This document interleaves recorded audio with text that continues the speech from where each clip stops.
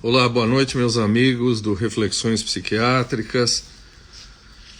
Dia 3 de novembro de 2020, nós estamos esperando a Carla Saueresig, que é uma das maiores especialistas em chá do Brasil. Roberto, querido, Nenê, boa noite. Adriana, boa noite. Nós estamos esperando, então, Cris, boa noite, Normélia, muitos amigos aqui. Raquel, boa noite. Então, olha, a Carla é uma das maiores especialistas em chá. Eu já estou tomando aqui o meu chazinho, estou tomando um Earl Grey, né? Tá frio.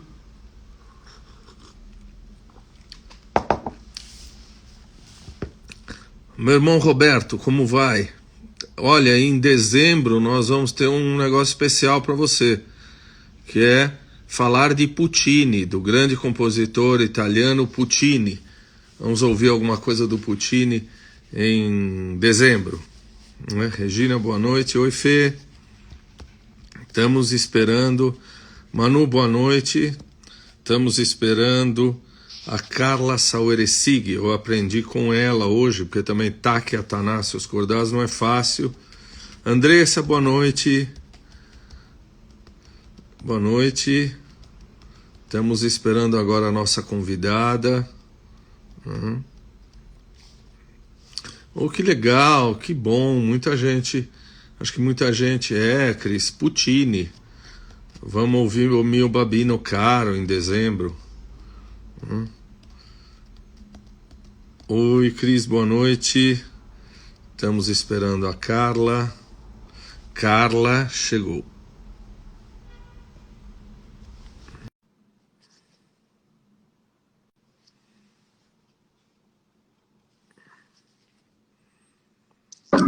Carla, boa noite. Boa noite, tudo bem, professor? Imagina, me chama de Taki, pelo amor de Deus. Eu já estou esperando você com um chazinho aqui. Eu também. Puxa, obrigado por ter aceito falar comigo, viu? E agradecemos também ao nosso querido Luiz Horta, né? Que fez foi nosso padrinho aqui, não é verdade? Nosso querido amigo. Nosso Uma querido... honra estar aqui falando contigo, tá? E o Luiz Horta vai voltar agora, no fim de novembro, falando de vinhos portugueses. Olha que bonito. Qualquer coisa que ele falar de vinho, a gente escuta. O Luiz é maravilhoso, ele tem um humor sensacional, não consegue deixar ninguém ficar para baixo. Eu olho ele, às vezes, só para dar umas gargalhadas. E você sabe que a primeira vez que ele veio aqui, ele falou de Papa, falou de religião católica, ele é um grande entendedor. Mas vamos lá, Carla, agradeço.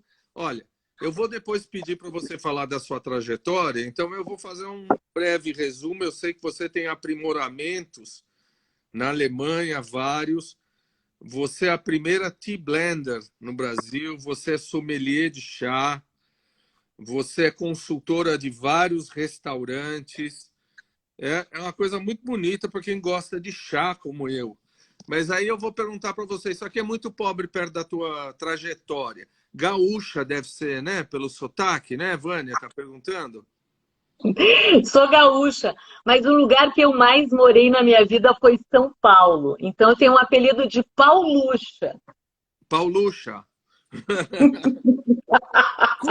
Conta pra gente como é que nasceu essa trajetória aí, essa dedicação ao chá. Bom, eu sempre gostei de chá, tomei muito chá e tomei muitas infusões e erva mate também, graças à minha mãe, que era uma grande consumidora de chás e infusões. E a gente, morando no Rio Grande do Sul até minha adolescência, nós íamos muito para o Uruguai e para a Argentina, na divisa, e comprávamos chás importados, que era difícil de conseguir no Brasil. Eu estou falando de década de 70, né? 60, 70. Então, a gente sempre tomou chá. Eu morei um tempo na Alemanha E lá na Alemanha, claro, eu tive mais acesso a mais chás. Sempre me interessei e depois fiquei com essa ideia de, puxa, tem que abrir uma loja de chás no Brasil, tem que ter chás para tomar no Brasil. E essa ideia ela se concretizou em 99, abri a loja em São Paulo, e era uma loja que tinha, ela fechou depois de 18 anos de operação. Cheguei a ter lojas franqueadas, 7 lojas franqueadas, foi a primeira rede de franquias de loja de chá no Brasil. E nós tínhamos mais de 300 tipos de chás e infusões.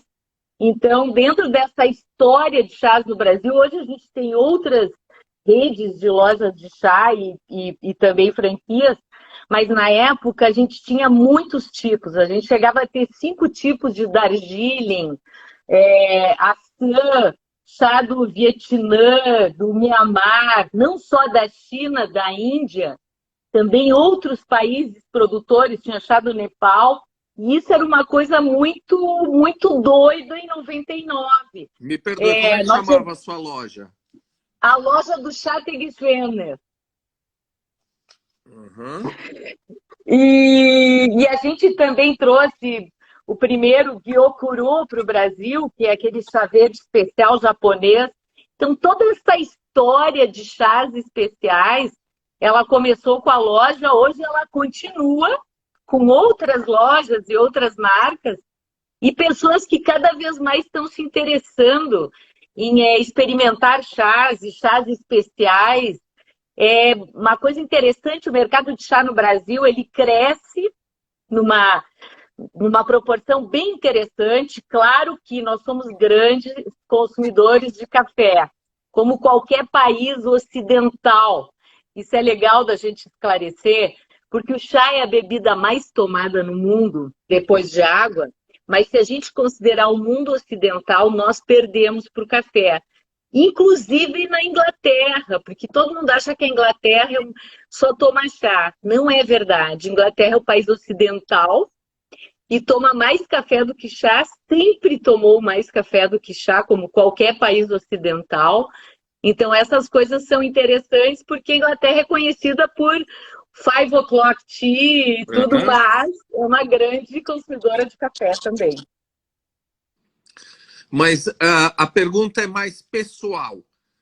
Como é que, de repente, você falou, eu vou me especializar nisso?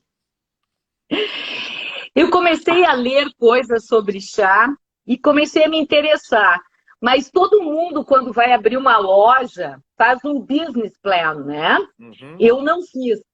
Eu queria abrir uma loja de chá porque não tinha, porque eu gostava de chá.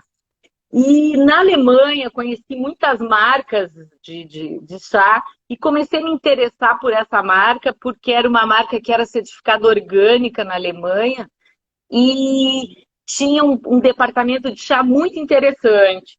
Então comecei a estudar mais, estudar com eles, inclusive, e aí veio a ideia maluca de abrir uma loja no Brasil, importar chá.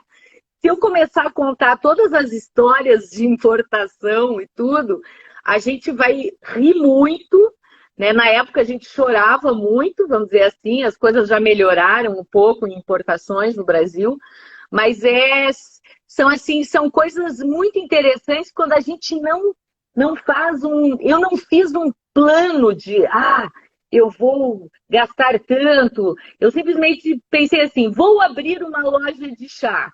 Bem no impulso. Uhum. Vou estudar, eu estudava sobre isso, eu gosto. A loja foi uma grande alegria para mim, a franquia, apesar do trabalho intenso e de todos os problemas com importação e no início as pessoas entravam na loja, era muito engraçado, porque elas olhavam as latas e diziam assim, nossa, o que é isso? Eu dizia, são chás e infusões. Então as pessoas começavam a olhavam, sei lá, meia hora, sentiam um aroma e iam embora. Aí minha irmã dizia assim, isso não vai dar certo. O pessoal entra aqui, olha, acha tudo muito bonito, mas não compra.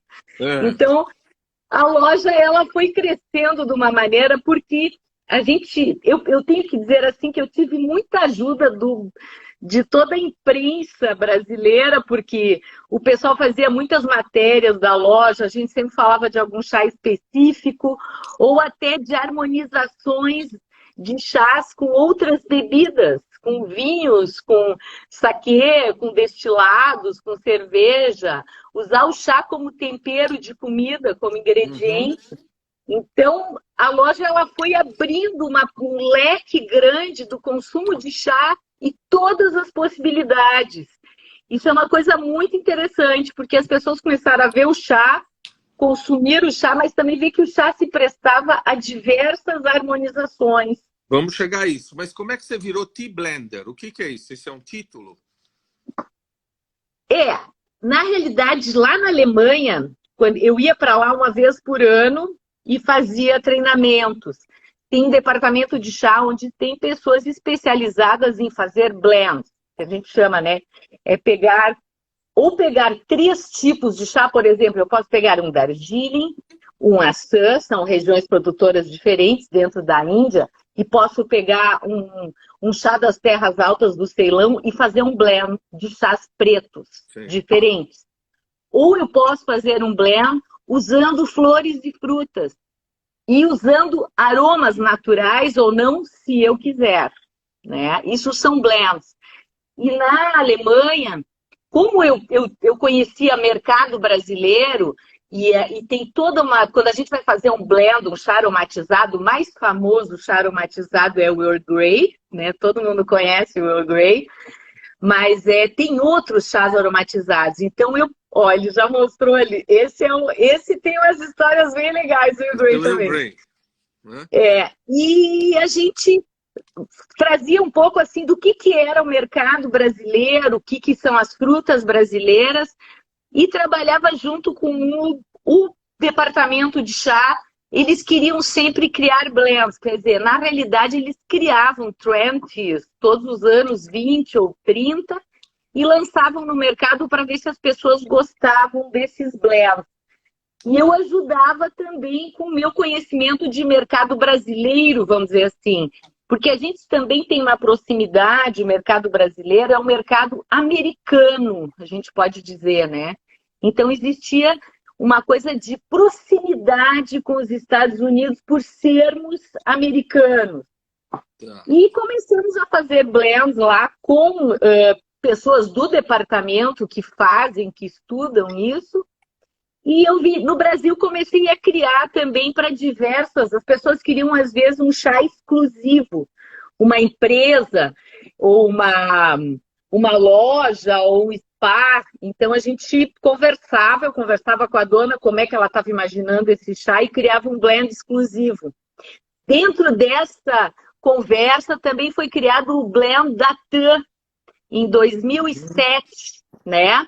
E ficou muitos anos até a Alain comprar a TAM, inclusive o primeiro ano ainda eles serviram esse blend exclusivo na business class, né?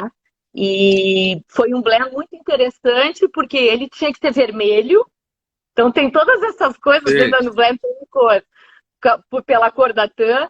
Ele tinha que ser um blend calmante, na realidade ele não tinha chá, né? Ele tinha só infusões, para as pessoas entrarem no avião e se tranquilizarem. Então ele tinha baunilha, ele tinha verbena, ele tinha frutas vermelhas, e foi um blend muito bem aceito, foi muito legal. Não posso contar a composição, porque eu tenho um contrato fechado, que eu não posso dizer a composição, mas já dei algumas dicas aí. Já deu.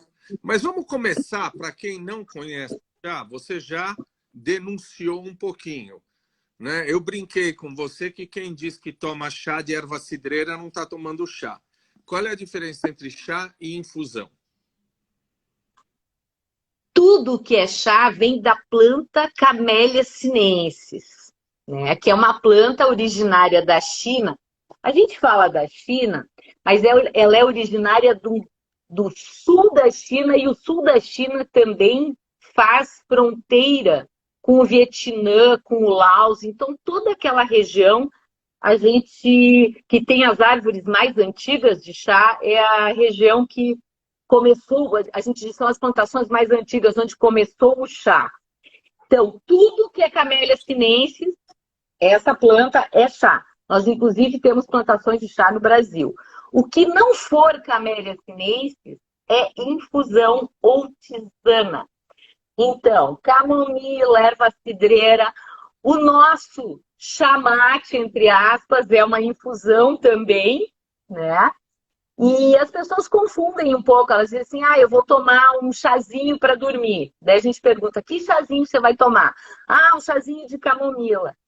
Mas às vezes eu acho que a gente tem que cuidar um pouco com os nomes pelo seguinte, em alemão eu chamo chá de ervas, é um Kräutertee, né? E ele não é uma Camellia sinensis. Uhum. Em inglês eu chamo herb tea. Né? Então, também um chá de ervas, né? Que não é uma Camellia sinensis. Em francês e em português eu posso falar tisana, que é uma palavra específica. É interessante isso, para uma infusão que não é Camellia sinensis. Mas se eu pegar camomila, erva cidreira e todas essas e misturar com Camellia sinensis, eu vou ter um chá, um blend, um chá aromatizado, e ele vai ser um chá. É o que a gente vê muitas vezes, uma mistura de chá preto com flores, frutas, etc, etc. Continua sendo chá. Né? Continua sendo um chá. Quando nós falamos de chá, a gente fala de chá verde, chá branco, chá preto, os chineses chamam chá vermelho, não é? São todos chás. Explica pra gente qual é a diferença disso. São todos chás. Tem até o chá azul, né, que a gente fala, o oolongo. O chá, quando eu colho a Camellia sinensis, ela murcha e depois ela vai entrar num processo de oxidação. Se eu não quiser que esse processo ocorra, eu aplico calor. Assim, falando rapidamente. Então, eu vou ter um chá verde não oxidado. Se eu deixar essa oxidação acontecer, aí eu tenho um chá longo que pode ser pouco oxidado ou mais oxidado, de, sei lá, 10% a 50%, e aí eu breco a oxidação com o calor. Quer dizer, quando você colhe uma folhinha, não precisa ser Camellia sinensis, na rua, colhe uma folhinha, fica olhando para ela. Primeiro ela murcha, daqui a pouco ela começa a oxidar. Ela vai ficando pretinha. Então, para parar o processo de oxidação, eu aplico o calor. Aí eu tenho esses tipos de chás, não oxidados ou oxidados, como é o chá preto. E também tenho chás fermentados, que são, aí entram num processo de fermentação, como o pu'er, na China, que ele tem uma denominação de origem controlada, se faz também tipo pu'er no Nepal, em outros países, mas é um processo que começou na China. Por exemplo, o Luiz Horta é muito fã de pu'er, tá? Uhum. São os chás fermentados. Então, assim, dentro de toda essa gama da Camellia sinensis, que se eu planto ela a 2.000 metros no Darjeeling, na Índia, ou planto ela no sul da China, pode ser menos 1.000 metros ou tudo, eu vou ter sempre terroirs específicos, eu vou ter um clima específico, eu vou ter cultivares específicos, a própria Camellia sinensis tem diversos cultivares, né? Então eu vou ter chás puros diferentes, que vão sofrer influência de clima, de solo, de tipo de processo. Por exemplo, no Japão, o calor que se usa para brecar a oxidação é um calor úmido, né? Então eu vou ter um outro chá. Além de ter uma influência mineral, que eu tenho muita influência da brisa marinha nas plantações dos chás japoneses. Uhum. E aí vai uma coisa maluca. A gente vai entrando, provando chás, é uma coisa... Não tem fim esse universo. A Fernanda está perguntando se valeriana é chá ou infusão. Eu acho que pela tua definição é infusão, não é? É infusão. Tá. É infusão, valeriana. É uma infusão muito interessante. Pode-se usar ela combinada com uma Camellia sinensis e ter um blend, um chá aromatizado. Fica interessante. Uma vez eu tomei fora do Brasil, no Japão, um chá amarelo, que eu nunca tinha visto. Existe também chá amarelo? Tem. Eu nem toquei, porque a gente vai entrando em diversos, por exemplo, chá amarelo na China, né? É um chá que tem um processo que ele é colocado dentro de panos úmidos. Então, ele tem uma oxidação de mais ou menos 10%. É um chá muito especial. Então, é isso que eu estou dizendo. Dentro de todos esses processos, ainda tem subprocessos e processos específicos de países, de regiões produtoras. A gente pode classificar muitos tipos de chá, mas o chá amarelo, tem chás amarelos chineses extremamente gostosos, doces, e no Japão as pessoas gostam de tomar chá amarelo e gostam de tomar chá oolongo também no Japão, é interessante isso. O Japão produz praticamente só chá verde, 90 e poucos por cento da produção do chá no Japão é verde, mas eles estão já produzindo chás pretos especiais, ganhando prêmios em campeonatos mundiais. Então é interessante, mas o japonês, apesar de não produzir muito o oolongo, que é o meio oxidado, ele gosta de consumir o oolongo. Eu, no começo, tomei muito chá tânico, aquele que pega, né, que trava a boca. Depois eu fui descobrindo, né, aos poucos, que tem tempo e temperatura para cada tipo de chá, não é isso? Quer dizer, se você deixar demais, vira tânico. Explica um pouco para a gente como é que você faz isso. Quer dizer, para um determinado chá, a temperatura tem que ser menor para não queimar, tem que deixar quanto tempo. Eu tenho uma tabelinha aqui, mas como é que, em linhas gerais, a gente pensa isso? O chá, ele tem... Todo chá se usa para 1 litro de água de 11 a 13 gramas. Para ter, assim, uma receita chá, Camellia sinensis. Branco, verde, oolongo, preto, puer. Isso é uma regra básica. A temperatura da água, ela é diferente. E o tempo de infusão também. Se eu estiver falando de chás verdes e brancos, eu vou usar uma temperatura de água mais... Eu posso deixar a água ferver e deixo ela esfriar. Aí eu vou fazer infusão daquele chá verde ou branco numa temperatura de 60 a perto de 90 graus. Enquanto que um chá oxidado, um preto e um oolongo, eu posso já fazer a infusão com água recém-fervida. O tempo de infusão vai ser assim, 2 minutos, 1 minuto, depende do chá, no máximo 3 minutos nos verdes e brancos. Nos pretos eu tenho de 2 até 3, 4 minutos. O que acontece se eu deixar mais tempo de infusão do que isso? Eu vou realmente ter uma infusão muito tânica. O chá tem taninos, são as cafeínas, e elas vão aparecer muito nessa infusão. Eu não quero. Eu quero perceber os florais, os doces do chá, os frutados, os condimentados. Então, se eu deixar ali muito tempo em infusão, eu vou perceber só o lado tânico dele. É o que vocês falam que daí puxa, parece que puxa a boca, essa parte tânica, né? Então, o tempo de infusão, ele é muito importante, não deve ser em excesso. E a água tem que ser uma água leve também, isso é importante falar para as pessoas. A Michele está perguntando para você, ela pede que você indique um curso de sommelier de chá. Tem muitos no Brasil. Olha, eu tenho uma Academia Brasileira de Chá e Mate, que tem curso sommelier, que vai começar no que vem de novo. Tem a Raquel Magalhães no Rio de Janeiro, tem o Chá Pra Quê no Rio de Janeiro, tem o Instituto Chá, que também dá curso de chá. Tem muitos cursos de sommelier de chá no Brasil. Então, é só dar uma olhada que você vai ver diversos. E eu aconselho a fazer todos, porque todo mundo sempre tem coisas para aprender. Eu tenho alunas que fizeram sommelier de chá comigo, que fizeram em outros lugares também, até na Argentina ou até na Inglaterra. Então, é muito legal porque você vai aprendendo diversas coisas. Sempre cada escola tem, digamos assim, ênfase em alguma coisa, né? É bem interessante. Se ela estiver interessada, olha, tem cursos bem interessantes aqui no Brasil. Eu tenho aqui um livro que é o do Kazuko Kakura, que é o clássico, né? O livro O do chá, clássico. que me introduziu Isso. no mundo do chá. E a Raquel está perguntando para você que você indique alguns livros sobre chá.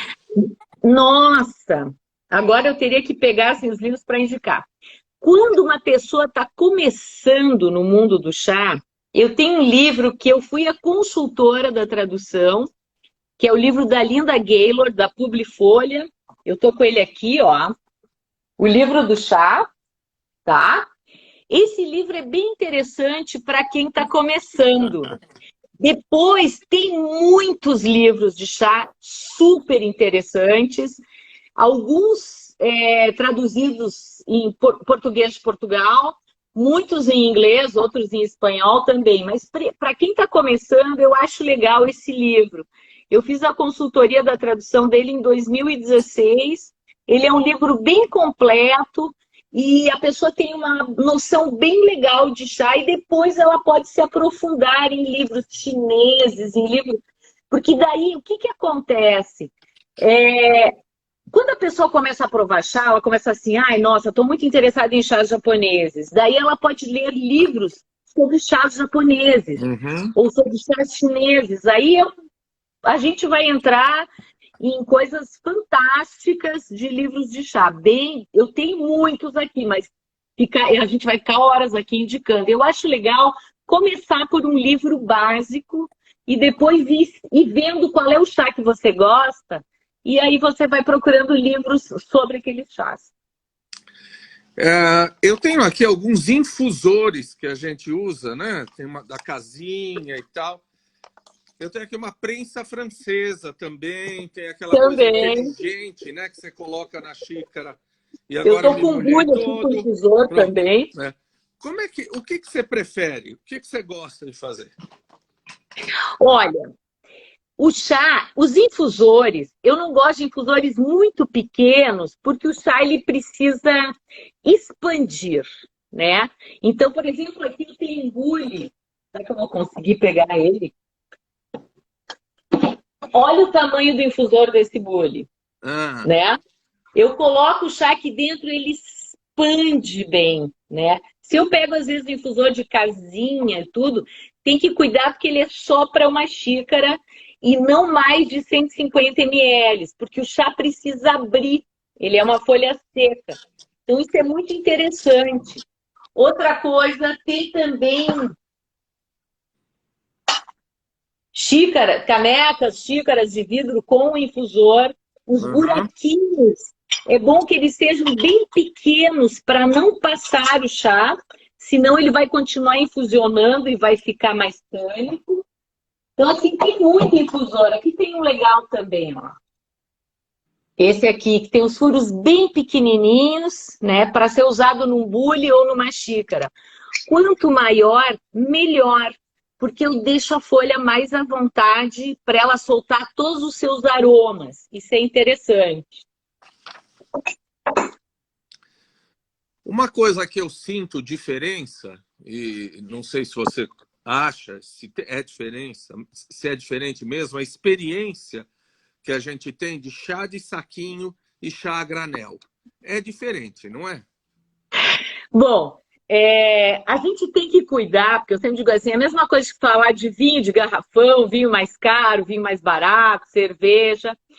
O problema do chá em sachê é que muitas vezes, para entrar naquele sachê desse tamanhozinho, ele tem que ser totalmente moído, né? E aquele papel tem cloro. Então, assim, o cloro, ele altera um pouco o sabor, além de ser cancerígeno. Existem saquinhos, sachês de chá, que o papel é um papel mais especial, é maior, não tem cloro, mas daí ele acaba ficando tão caro que é melhor você fazer o chá a granel. Então, assim, se eu estou num lugar que só tem chás em sachê e eu quero tomar um chá, eu vou tomar um chá. Mas, se eu puder ter um chá a granel sempre, eu vou conseguir extrair tudo desse chá com as folhas do tamanho que elas devem ser, de uma maneira melhor. Uma coisa muito importante que eu sempre digo para o chá em sachê, como é é um pozinho que tem lá dentro, quando a gente abre o saquinho, a infusão, o tempo de infusão é menor ainda. Por quê? Porque eu aumento a superfície de contato, eu estou com chá mais miúdo. Então, em vez de deixar 3 minutos, eu vou deixar 1 a 2, eu já tenho a infusão daquele chá. Isso é importante. Mas chá é prazer, e eu sempre digo que a gente não pode ser uma pessoa, ai, não tomo chá em saquinho. Procuro não tomar, mas já tomei chás em sachê feitos de uma maneira legal, com as folhas inteiras, um sachê maior, só que é caro. Tá. Bom, estão perguntando de determinada marca, mas você está falando dos sachês em geral, né? Para qualquer marca, não é verdade? Sim, sachês em geral. É que tem uns que parecem tule, né? Parece um tecido. Sei. Né? Pode ser aqueles de tecido, que, inclusive, se o tecido for, aí a gente entra em todas. O tecido não pode ter cloro, não pode ter sido branqueado com cloro, tem que ser um tecido orgânico, tem tudo isso, porque às vezes a pessoa diz assim, não, mas ele de tecido é melhor. Depende do tecido que foi usado, né? Isso tudo tem que se olhar. E também tem uns que são uma telinha fininha, parece um nylon. Esses eu sempre digo que a gente tem que cuidar, porque tudo que quer, quando a gente coloca água quente num recipiente de plástico, outra coisa, aquilo não deixa de ser um plástico. A gente sabe que não é uma coisa tão interessante para a saúde. Então, o melhor sempre é um chá a granel, onde eu vou colocar a proporção conforme eu estou fazendo minha caneca, o meu bule, deixar o tempo de infusão que for preciso, a temperatura da água e vou apreciar aquele chá. É sempre o melhor caminho, mas às vezes a gente usa um chá em sachê também. Quando a gente falou dessa live, o nosso colega, Dr. Lúcio, que tem aí no Instagram Sono Lúcido, aliás, maravilhosa esse trocadilho. Ele trabalha com distúrbios do sono. Ele falou, nossa, mas a gente precisa tomar cuidado com o chá que toma à noite. Por causa Verdade. do problema de sono, né? Verdade. O chá Camellia sinensis tem cafeína, assim como o café, assim como o chocolate tem teobromina, assim como a erva mate tem cafeína. Então, quem tem, ai, não posso tomar nenhuma coisa cafeinada de noite porque me perturba o sono, não pode tomar chá. Existem chás onde se extrai a cafeína, eles não são cafeinados. A gente pode comprar também um chá não cafeinado. Mas o legal de noite talvez seja tomar as nossas infusões. Uma boa camomila, uma infusão de hortelã e uma infusão de, sei lá, erva cidreira ou uma mistura entre essas ervas. É tão interessante tomar uma infusão à noite, é gostoso. A gente falando de infusão, eu estou me lembrando de uma coisa aqui muito interessante. Tem uma infusão grega muito legal, que a gente chama de ervas gregas.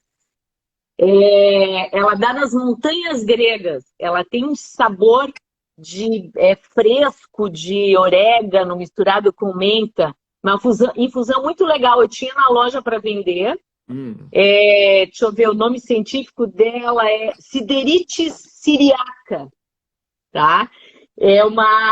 Me lembrei de ti, porque era uma infusão, a gente nem poderia importar. Olha o que eu estou dizendo agora. Olha só. Eu importava ela e dizia que era uma menta grega, né, para poder importar. Então, muitos chás e infusões que eu importava, eu fazia uma mentirinha boa, assim, eu dizia que era uma outra coisa, mas na loja a etiqueta estava certa, para poder trazer essas infusões. O rooibos da África do Sul, que é uma erva da África do Sul, também trazia. Então,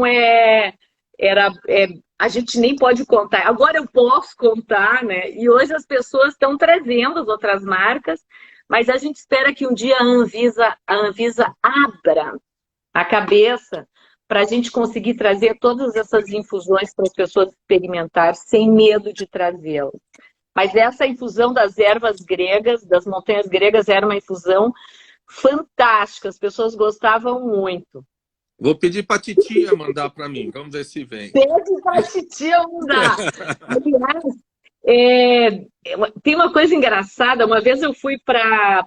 Quando eu morei na Alemanha, eu fui para Creta e assisti um filme num cinema ao ar livre.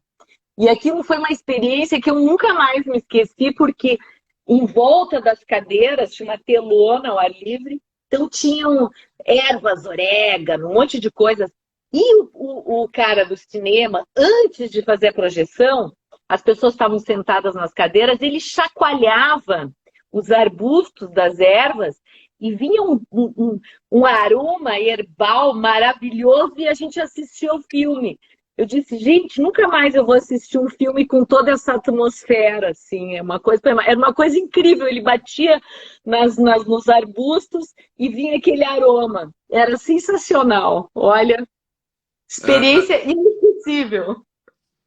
Tem uma pessoa que deve ser um especialista em Nova Mate que está dizendo assim, como é que você vê o papel da Anvisa no mercado de chás e infusões? Eu nem sabia que a Anvisa tem a ver com chás e infusões. Olha só, quando eu comecei a importar chás, já naquela época tinha um trabalho dentro da Anvisa que é assim, chá que é para doença é uma coisa, chá prazer é outra. Até hoje eles não conseguiram separar. É uma coisa muito chata, mas eu acho que um dia a gente consegue.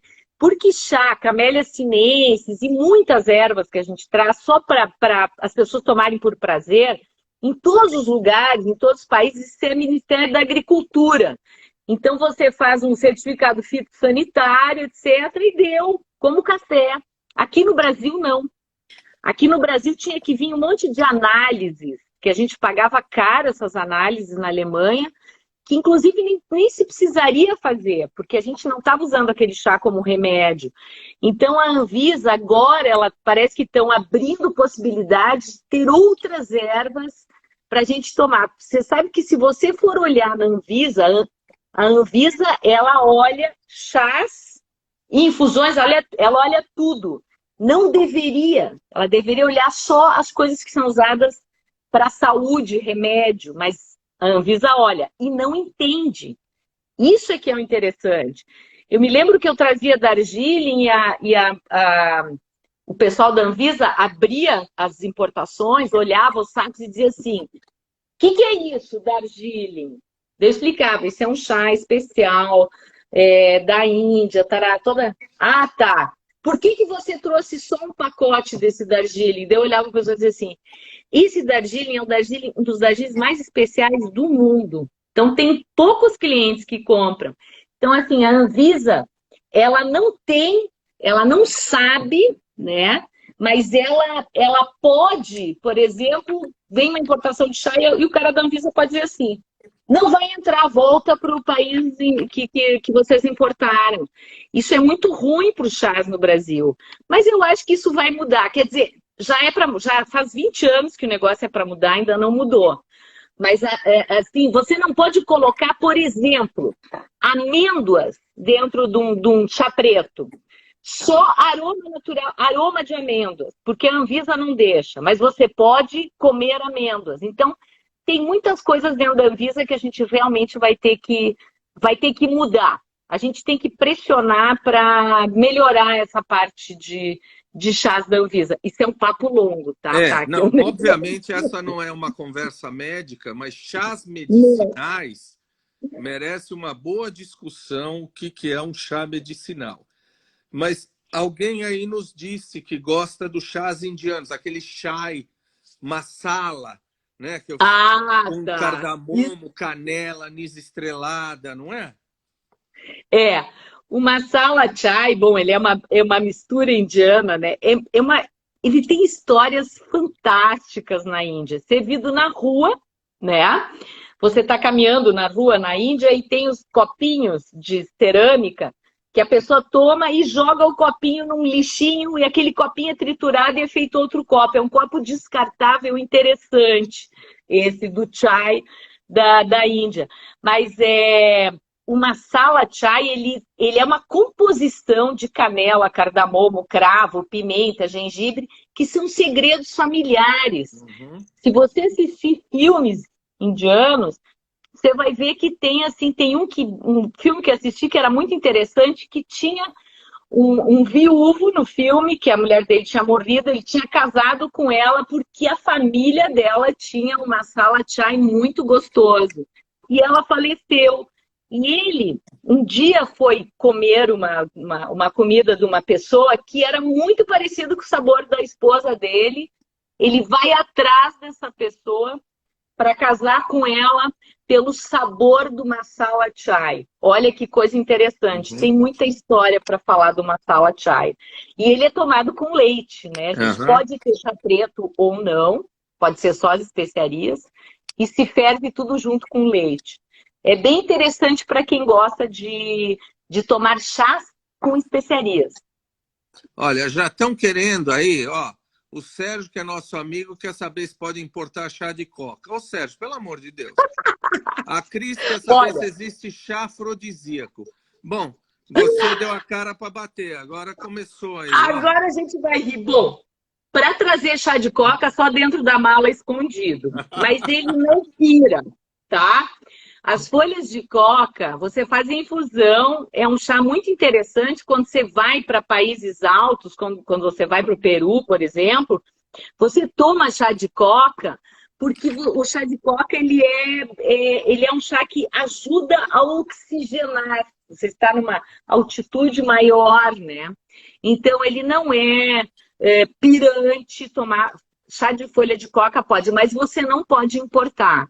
Porque a Anvisa não entende que o chá de folha de coca é diferente da coca. Então, já fechamos o parênteses. Chás afrodisíacos. Então, isso era uma coisa assim que tem algumas ervas que são consideradas afrodisíacas, eu não entro muito nisso, mas uma vez um cliente na loja chegou para mim e disse assim, eu quero um chá afrodisíaco para dar para minha mulher. Daí eu disse para ele, vem cá que eu vou te dar uma dica. Eu cheguei para ele e disse assim, chega antes em casa, faz um chá para tua mulher, um chá que ela gosta, prepare um jantar para ela, que isso vai ser uma coisa tão afrodisíaca, você não vai se arrepender. Então, chá afrodisíaco tem a ver com gentileza, gente, delicadeza, isso é muito afrodisíaco. Experimentem. Com sedução, né? Não é chá, né? Chá de amendoim, né? Não é chá de amendoim.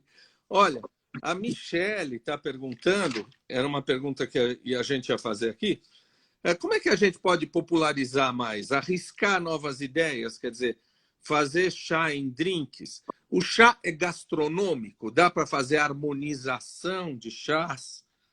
Com Nossa, se dá! Vou contar só uma coisa de 1999. Tem um chá preto chinês, que é um chá defumado, que é o Lapsang Souchong. E eu tinha um cliente na loja que ele era vegano. E naquela época não tinha ainda tofu defumado, essas coisas. Então ele disse assim, o chato de ser vegano é que quando eu vou comer uma feijoada, tá faltando aquele gosto defumado. Eu brinquei com ele na hora, fiquei pensando... Vamos botar um Lapsang Souchong dentro da feijoada e vamos defumar ela, sabe? Então, isso é um exemplo.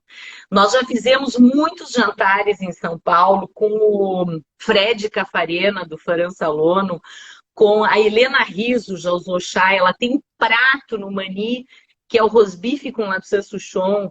E aí a gente vai assim, a Carla Pernambuco, a Alex Atala. Gente, eu vou esquecer pessoas que trabalharam com chá como tempero. Muitas pessoas. Dá para usar chá. Inclusive, a gente falou do Earl Grey. A gente fazia uma trufa. Quer dizer, nós tínhamos um fornecedor de trufas que fazia uma trufa com Earl Grey sensacional, com chá verde com jasmim. Então, assim, dá para usar em doces, em chocolate, em sobremesas. Muita gente usa o matcha da cerimônia do chá em doces, mas dá para usar outros chás também. É só respeitar o sabor do chá. Por exemplo, eu não posso usar um chá branco delicado para temperar uma carne. É uma coisa que não vai combinar. Então, tem que conversar com o chefe, tem que provar o chá, tem que conhecer o chá, dá para fazer muitas bebidas, então, dá para fazer drinks e coisas maravilhosas. A gente agora está fazendo muita coisa com erva mate, mas dá para fazer coisas fantásticas. Esse Lapsang dá para defumar um drink. Eu posso fazer um drink com um toque de Earl Grey. Eu posso fazer um drink com um toque de um outro chá chinês ou de um Darjeeling. Isso tudo são coisas possíveis. É fantástico, porque eu gosto muito de coquetéis e de drinks. Eu gosto de cachaça, eu gosto de vinho. Não bebo todos os dias porque não dá, mas eu gosto. Então, eu gosto de fazer experiências. E é incrível como é legal a gente fazer harmonização com cerveja, com vinho. O próprio Luiz fez uma harmonização de uma erva mate tostada com um vinho. Ele fala isso num curso que a gente deu no módulo essencial de erva mate. A Gabriela Monteleone fez uma harmonização. A Gabi Frison, a Bia Morim, uma sommelier de cerveja, ela e a Carol fizeram outras harmonizações com cerveja. Gente, é um papo que dá bastante coisa e é super gostoso. Tá. Eu sabia, ou pelo menos temia, que a gente entrasse por algumas coisas do tipo, como o nosso amigo Avental está perguntando, infusão de alcachofra com boldo são bons para esteatose. Pessoal, do ponto de vista científico, não tem nenhuma evidência que você ficar tomando chá de prego é bom para anemia ferropriva. Não tem nada, nada, nada. Precisam tomar muito cuidado. Existem algumas pesquisas com chá verde, mas não vamos sair por aí usando chá como substituto de medicação, substituto de tratamento médico. Desculpe, muito obrigada. Vou dizer para ti, muito obrigada, aplausos, porque eu sempre digo para as pessoas, gente, sabe, essa coisa de a erva tal para aquilo, converse com um médico homeopata, que é uma pessoa que é entendida, digamos, estuda todas essas coisas. E uma coisa muito importante, vamos tomar chá por prazer, sabe? É como se toma café, é como se toma vinho. Eu sempre estou escutando as pessoas assim, chá emagrece, quanto eu tenho que tomar? Então, assim, gente, tome por prazer de tomar chá. Eu tenho uma inveja boa, eu brinco com o pessoal do café, porque ninguém fica perguntando se é bom para isso ou para aquilo, toma porque gosta. Vinho também, né? Claro, vinho tem também os polifenóis, cerveja tem também as... Mas assim, tomar por prazer, viver por prazer, sabe? E não se preocupar assim, eu vou tomar aquele chá porque ele é para aquilo. Não. E eu não entendo dessas coisas. Eu gosto só de coisas que dão prazer, tomar por prazer.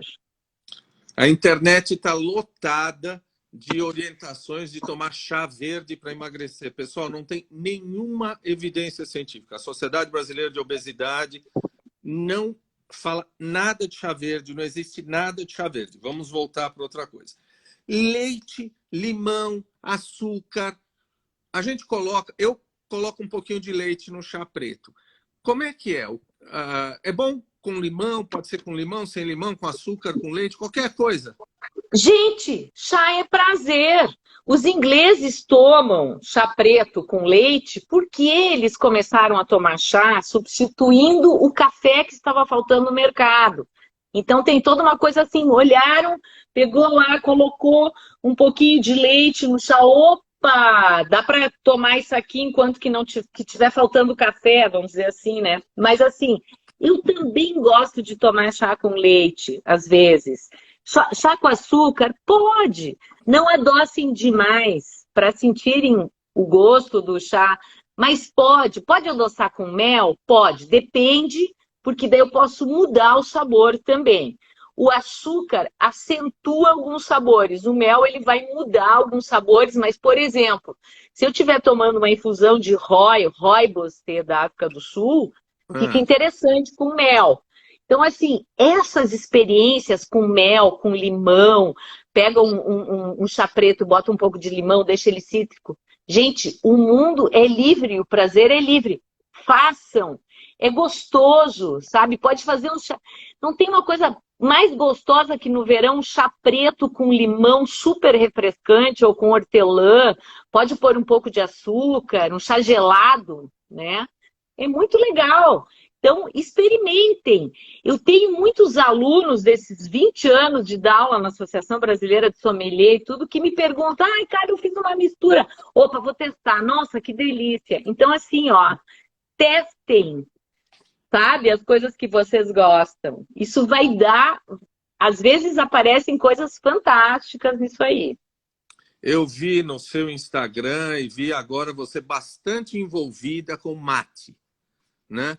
Com uma Sim. coisa de visitar a plantação de mate, uma coisa muito da importância do mate no Brasil, né? O tererê, no sul, né? Chimarrão. Por que esse interesse por mate? Mate é algo que é não é competidor de chá, mas é uma outra infusão legal para a gente experimentar? Muito.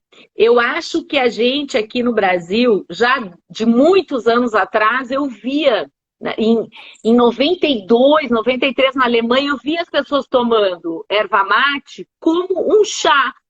Eu disse, gente, a gente tomava só chimarrão, tem que tomar como um chá também. E quando vim para o Brasil, comecei a pesquisar onde é que tem erva mate pura folha para a gente fazer, até conseguir achar o pessoal da Inova Mate, a Ariana, que deve estar aí, que também começou com um trabalho fantástico na região do Alto Taquari, aqui do Rio Grande do Sul, com folhas de erva mate, criando blends e fazendo as pessoas tomarem chá além do chimarrão e do tererê. Não é deixar de tomar chimarrão e tererê. E usando o mate também na culinária. Então, a gente começou a criar um monte de coisas e tem muito para se ver. A erva mate é deliciosa. Ela tem características, essas pequenas plantações, tem características fantásticas. Dá para a gente fazer trabalhos. A gente está começando um trabalho já há anos, né? Mas ele está crescendo com a erva mate, porque a erva mate é nossa, gente. Ela é aqui. Brasil, um pouco na Argentina, um pouco no Paraguai, mas o Brasil é o maior produtor. A gente tem no Rio Grande do Sul, em Santa Catarina, Pará, Mato Grosso do Sul, já tem em São Paulo também. Erva mate é Mata Atlântica, né? O Brasil tem ainda bastante, quer dizer, perdeu muito da sua Mata Atlântica, mas ainda tem. E nós temos a erva mate, que é uma árvore da Mata Atlântica, que a gente não explora como deveria. Em outros países, Estados Unidos, Alemanha, Japão, até na China o pessoal está se interessando por erva mate. Então, a erva mate é super deliciosa, é nossa, e eu acho que a gente precisa valorizar. O meu trabalho com a erva mate, junto com esses pequenos produtores, é tão legal ver esse pessoal plantando. Por exemplo, a gente vai para Ilópolis, que é uma cidade de quase 4.000 habitantes, grande, hein? 4.000 habitantes. Nós não precisamos trancar a porta para dormir, tá? São 800 pequenas propriedades de erva mate. São pequenos produtores que vivem, a cidade vive disso. Então, é uma coisa maravilhosa visitar esses lugares e ver essas pessoas, o trabalho delas, como elas vivem. Ver toda essa história da erva mate, que um grande presente que nós temos dos nossos povos indígenas, né? Não só os guaranis, os caingangues e outros indígenas, é um presente. A erva mate é um presente e a gente precisa estudar mais, descobrir os cultivares da erva mate. Todo o trabalho que tem em chá, a gente não tem ainda em erva mate. Então, eu quero chegar lá, mas eu tomo as duas coisas. Eu gosto de erva mate, eu gosto de chá, eu gosto de infusão, mas eu acho que a gente precisa valorizar mais a nossa erva mate, coitada, ela precisa ter esse valor. Bom, deve ser ignorância minha, porque eu só me lembro de saco de mate no Rio Grande do Sul. A gente encontra aqui em São Paulo, fora os saquinhos de chá mate, a gente encontra mate em São Paulo aonde? Agora já tem essa marca Innova Mate que você está vendo aí, eles vendem para o Brasil inteiro, vendem em São Paulo também, que são blends de pura folha com frutas e flores, bem interessante, você vai gostar. E como é Sabe, que para faz? tomar como Explica um pra chá. gente como é que faz. Faz como chá. Pega também uma variação de 12 a 15 gramas dessa pura folha e deixa em infusão 5 minutos, uma água a 90 graus. É maravilhoso. Eu vou mandar para você. Vou pedir para o pessoal da Innova Mate mandar para você provar. Depois você me Oba, conta. oba! A gente não tem cachê, mas tem generosidades. A Que melhor legal. coisa. Eu vou dizer uma coisa para ti. Eu sou uma pessoa tão sortuda, e tu também deve ser, porque a gente tem tantos amigos que trabalham com tantas coisas legais, então assim, a gente acaba fazendo uma rede de coisas, de experimentações. Então, eu sempre digo assim, a vida ela é tão maravilhosa de nos dar esses presentes, essas pessoas que a gente tem que ficar muito feliz. Eu sou sortuda, eu sempre digo, sou muito sortuda. Vou te Eu mandar ganhei, erva mate, né? eu ganhei um chá verde da Mônica e agora estava tomando chá e chegou, sabe aqueles docinhos grego chama de baklava, árabe chama de baklewa, né? Do almanara para tomar com chazinho. Então já vou tomar. Puxa, mas tá. A pessoa que nos segue, muito legal, a Gabriela Sgaibe, ela falou de algumas coisas de como é que se originou o chá da 5, da Rainha Catarina de Bragança. Conta umas fofocas reais aí. Né? Na realidade, o chá das 5 é da Duquesa de Bedford, né? Que, como a gente vê nos livros, que ela tinha muita fome entre o almoço e o jantar, então ela resolveu reunir as amigas às 5 horas para comer pequenos docinhos e sanduichinhos de pepino antes do jantar. Mas a Catarina, isso é interessante, o chá chegou na Europa pelos portugueses e holandeses que tinham colônias na China, e não pela Inglaterra. Muita gente acha assim que os ingleses que levaram o chá para a Europa. Não, foram os portugueses e holandeses. E a Catarina casou com o Carlos, início de 1600, e levou lá no dote uma arca de chá. E fizeram um soufflé no castelo. Essa é a história que se conta, porque os ingleses ainda não tomavam chá. Começaram a tomar depois, com a falta do café, um pouco depois. Mas os ingleses têm uma coisa muito importante, eles ocidentalizaram o chá. Quando eles começaram, quando a Twinings começou a importar, e logo as mulheres também tomavam chá, e os homens, né? E não eram só os homens, porque às vezes muitas bebidas só os homens tomavam. E veio essa história do chá das 5. Isso tudo junto com a Revolução Industrial Inglesa, a Inglaterra ditou a moda do chá para o mundo ocidental, porque ela ditava a moda, em função da Revolução Industrial, ela ditava a moda para o mundo. Então, ela ensinou o mundo ocidental a tomar chá. Não foi a introdutora na Europa, mas ela foi a que ensinou. Então, resumindo, é mais ou menos essa a história. Carla, estão dizendo para você que você é uma pessoa muito legal por estar apoiando os produtores de erva mate, que você está fazendo uma coisa muito legal, muito social para todos eles, né? Parabéns. Né? É um prazer. Aliás, as pessoas não lembram que a guerra de independência dos Estados Unidos começou com um problema do chá, que eles invadiram, né, os navios em Boston e jogaram chá, né? Exato, os americanos se fantasiaram de índios e cegaram os clippers, os navios com chá, e jogaram o chá no mar, porque eles pagavam muitos impostos. É a Boston Tea Party. Eu tenho uma filha e ela assistia minhas aulas de chá, e um dia ela chegou do colégio e disse assim, com 11 anos, mãe, eu disse o quê? Hoje o professor falou da Boston Tea Party, só eu sabia dela, porque ela achava que eu estava contando uma história que não era. Mas é uma das causas da Revolução de Independência dos Estados Unidos, né? Conta pra gente, eu vou passar um pouquinho de 1 hora, tá? Mais uns 5 minutos, pode ser para você? Pode, não tem problema. Eu tô tomando meu Darjeeling aqui, ele ainda tem um restinho aqui. O meu já acabou, daqui a pouco eu vou fazer mais. Conta para nós a delicadeza, a coisa linda de ver a cerimônia do chá. Como é que é isso?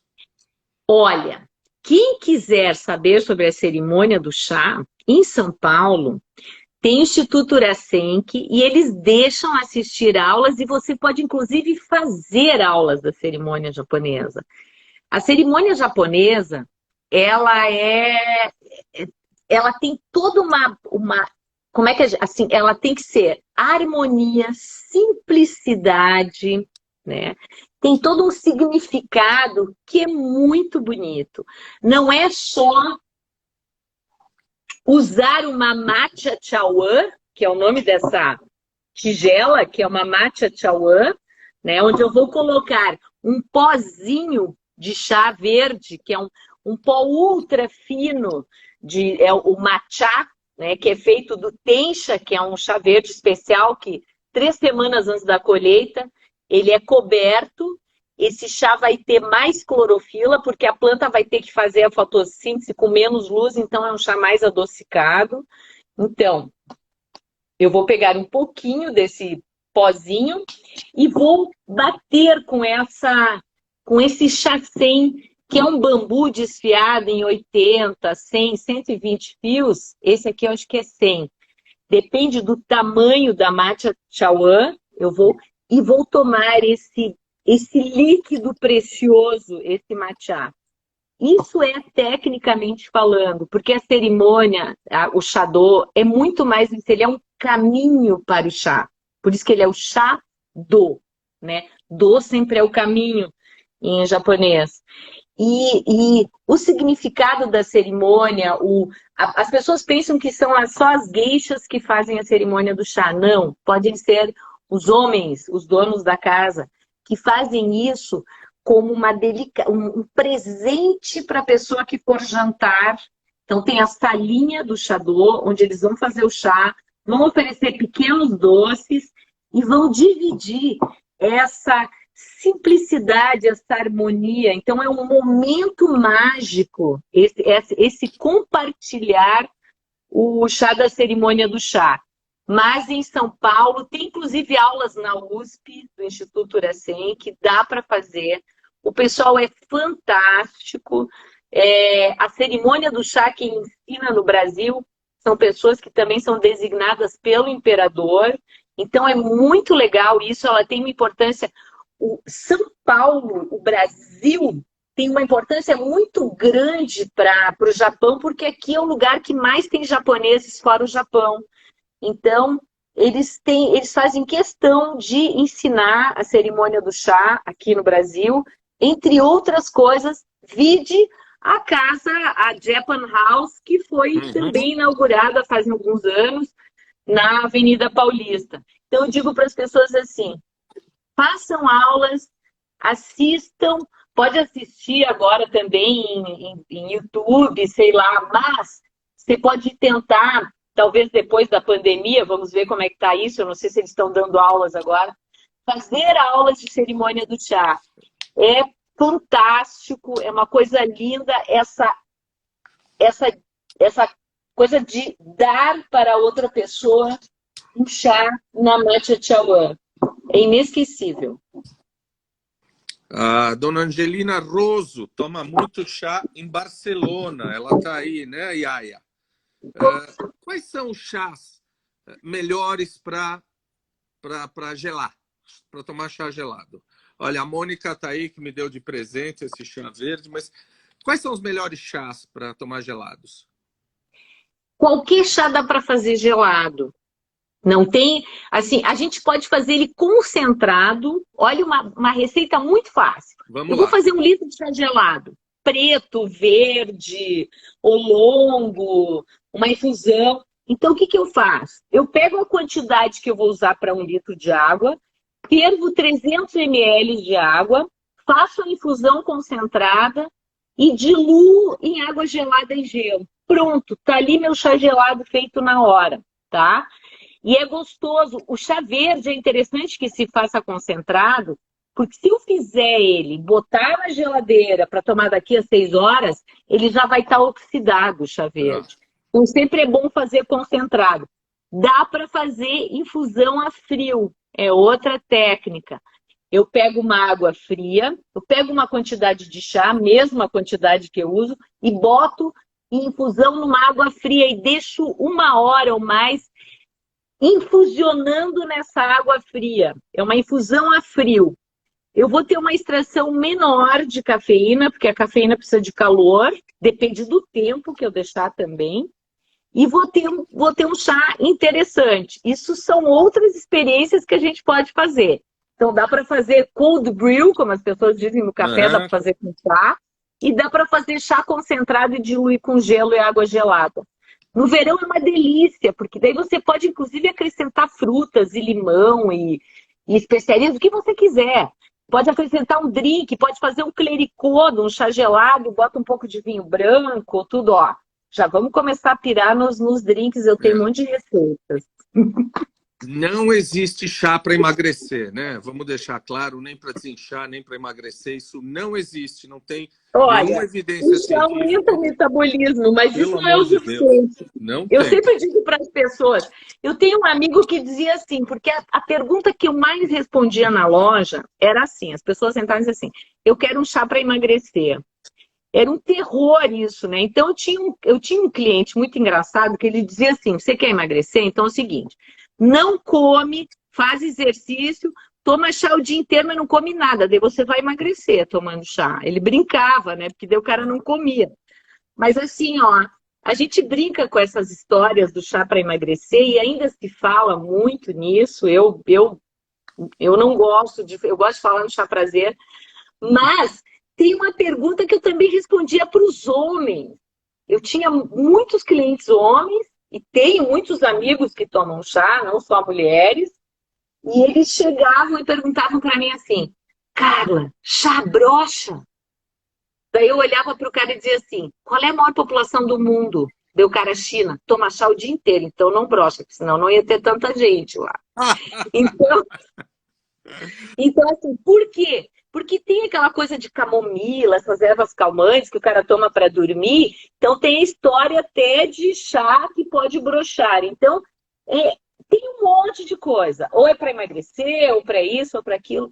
Gente, tomem chá por prazer. Eu sempre digo, escolham um aroma de um chá que vocês gostam, tomem ele gelado, quente, façam drinks, usem na comida. Então pirem, tomem banho com aquele chá. Eu tinha clientes que gostavam tanto de alguns chás que botavam na banheira e tomavam banho, não tem problema, sabe? O prazer é assim. Eu vou repetir o que o Maicon está dizendo. Carla, você é incrível. Você é maravilhosa. Né? Fala para a gente, antes da gente encerrar, o seu Instagram, você falou do seu Instituto do Chá, né? Fala Academia Brasileira de Chá e Mate. Isso. Gente, Carla Chá e Mate, meu Instagram, ou Academia Brasileira de Chá e Mate. Todos estão convidados. Eu tenho que agradecer muito o TAC. Adorei esse papo. Tenho vontade de ficar falando horas contigo. Vou te mandar as infusões de erva mate para você provar, tá? E, gente, muito obrigada a vocês aqui escutando. É um prazer. Eu adoro falar de chás e infusões. Posso falar horas. Isso é uma alegria para mim. Em 2021 a gente volta. Está prometido você voltar mais uma vez aqui. Tá bom? Muito obrigada, Taki. Um prazer, você. Beijo, beijo. Tchau. Beijo. Tchau.